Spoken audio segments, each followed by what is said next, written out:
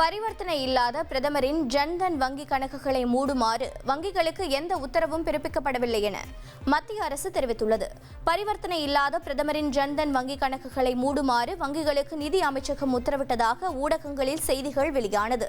இந்நிலையில் அப்படி எந்த உத்தரவும் பிறப்பிக்கப்படவில்லை என மத்திய நிதி சேவைகள் துறை விளக்கம் அளித்துள்ளது.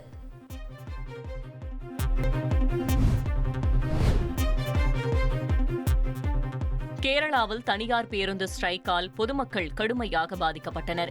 கேரளாவில் அரசு பேருந்து சேவைக்கு இணையாக தனியார் பேருந்துகளையும் பயன்படுத்தி வருகின்றனர். இந்த சூழலில் தனியார் பேருந்துகளின் காலாவதியான பெர்மிட்களை தாமதமின்றி புதுப்பிக்க வேண்டும், மாணவர்களுக்கான கட்டண சலுகை விகிதங்களை திருத்த வேண்டும் உள்ளிட்ட கோரிக்கைகளை வலியுறுத்தி தனியார் பேருந்து உரிமையாளர்கள் குழு சார்பில் வேலை நிறுத்தம் நடத்தப்பட்டது. மாநிலம் முழுவதும் தனியார் பேருந்து இயங்காததால் மாணவர்கள், பொதுமக்கள் கடுமையாக பாதிக்கப்பட்டனர். தங்களது கோரிக்கைகளை நிறைவேற்றாவிட்டால் ஜூலை 22ஆம் தேதி முதல் காலவரையற்ற வேலை நிறுத்தத்தில் ஈடுபடப் போவதாக தெரிவித்துள்ளனர்.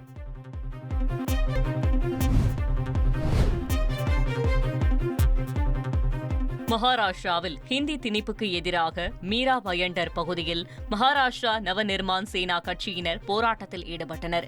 மராட்டிய மொழிக்கு மதிப்பு வழங்கப்படவில்லை என குற்றம் சாட்டிய நவநிர்மான் சேனா கட்சியினர் பிற மொழிகளுக்கு முக்கியத்துவம் அளிக்கப்படுவதற்கு கண்டனம் தெரிவித்தனர்.